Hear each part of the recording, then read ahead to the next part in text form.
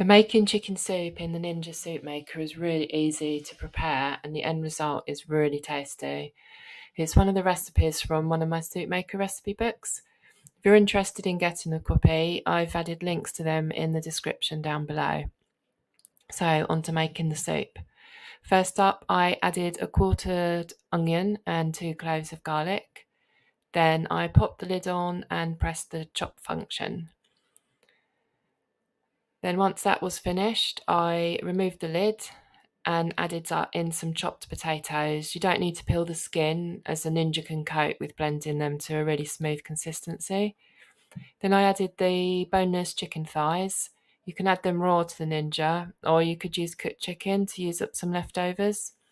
Then I like to add a teaspoon of ground black pepper, followed by a chicken stock pot straight into the soup maker jug. And then I add hot water up to the line. You can use cold water or your own made up vegetable stock.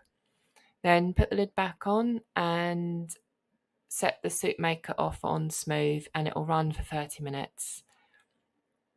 Then once it's finished its cycle, the chicken soup is ready to serve.